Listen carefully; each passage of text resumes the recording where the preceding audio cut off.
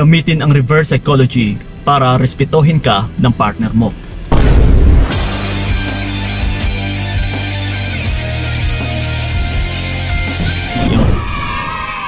Hindi nyo ba alam na kung minsan, kung mapapansin ninyo, sa ibang magkarelasyon is merong nagre-respetuhan.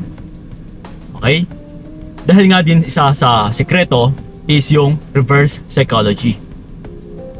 Isa ito sa pinaka-importante utol na kailangan mong gagawin sa loob ng isang relasyon.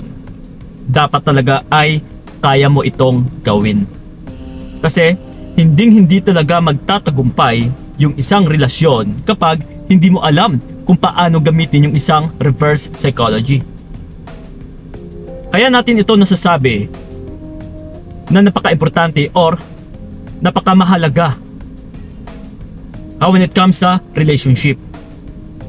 Dahil yung pagkakaalam ng iba or ng karamihan ay kung gagawin yung ganitong bagay is akala nila ay mas lalo pang lalayo yung mga partner nila. Nakala nila is mas lalo silang iiwan ng mga partner nila. Pero yung hindi nila alam, kabaliktaran, that's why natatawag nating reverse psychology dahil yung magiging resulta pala is kabaliktaran. Like for example na lang, sa no contact rule. Yung iba ay nag-iisip ng negative. Na Kuya Kiko, kapag ginawa ko yung no contact rule is mas lalo pa siyang sasama doon sa bago niya or sa other woman niya. So yun ang thinking ng iba. Pero ganun pa man, kailangan mong i-adapt yung reverse psychology na kung yun pala ang gagawin mo is kabaliktaran pala sa iniisip mo. Na akala mo is mas lalo pa siyang sasama sa bago niya. Actually, napaka-risky din naman ito. Very challenging din. Na yun na nga, mapapaisip ka talaga. Ako, Kuya Kiko, kung hindi ko siya hahabulin is baka mas lalo pa siyang lalayo sa akin. Kung gagawin ko man yung no contact rule, kung mag-pull away man ako, baka mas lalo pang masira yung relationship namin. So may mga ganitong nag-iisip talaga na hindi rin talaga maiiwasan.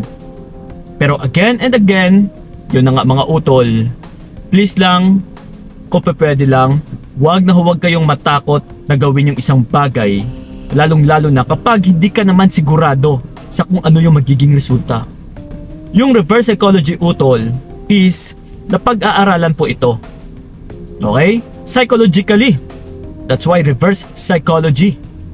Kumbaga pa, yung akala mo is ganito yung magiging kahahantungan, na kung hindi mo siya hahabulin ay yung akala mo is the more din siyang lalayo sa'yo.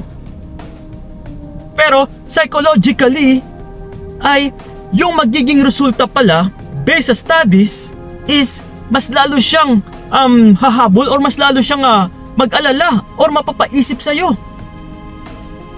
Na mahahatak mo yung energy. Na kung sa kailan na mawawala yung presensya mo, ay dito niya rin mamimiss yung presensya mo at saka yung halaga mo. Na dito niya makikita talaga yung tunay mong halaga. So that's why, napaka-importante po na marunong kayong mag-apply or yes, necessarily, na i-apply nyo talaga yung reverse psychology. So kung ano man yung kinakatakutan mo sa ngayon, yung magiging resulta pala niyan is kabaliktaran. So kung minsan nauunahan lang kayo ng takot natatakot akong gawin ito kasi baka mas lalo lang masira. Pero the more pala na gagawin mo yung kagustuhan mo na maghabol, na mag-message ng mag-message, na hindi gagawin yung no contact rule, na mas lalo pang kakapit, mas lalo pang makikipaglaban, mas lalo pang makikipag-compete, tsaka mas lalo pang pagsisalosan is yun na nga, yung hindi mo alam ay the more palang lalayo at saka mas lalong masisira yung relationship ninyo. Dahil kapag ito yung ginagawa mo utol, na mas lalo kang kumakapit ay mawawalan ng respeto yung partner mo sa'yo. So that's why kabaliktaran ang dapat mong gagawin. Kasi kung kabaliktaran yung gagawin mo is yun at yun din pala na makakamit mo yung resulta na hinahangad mo. Na instead na hahabulin ko siya is kailangan ko palang umatras para siya ay bumalik. Which is, diba, ito yung gusto mong mangyari, yung babalik siya. Kesa hahabulin mo siya, mas lalo mo siyang pipigilan ay the more pang bumabaligwas, the more pang lumalayo sa'yo, the more pang naiirita sa'yo. So ganun po yun. So yun po ang tanging sikreto kung bakit na meron talaga mga partner na nare-respeto, natatakot yung mga partner nila na lokohin sila dahil nga yung tao na yon or yung partner pala nila ay marunong gumamit ng reverse psychology. Yes, utol. Napaka-importante po neto pagdating sa larangan ng pag-iibigan.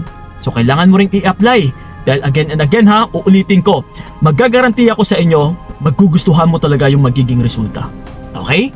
So yun po mga utol. By the way, sa mga gusto ako makausap one-on-one, PM nyo po ako sa aking FB page na Payong Kaibigan ni Kiko. And don't forget to subscribe my YouTube channel dahil dito po tayo nag-upload ng mga latest videos natin. So yun po, maraming salamat talaga. So ingat kayo.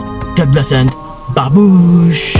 Binigay ko lahat para wala kang masabi, kaya nga hindi ko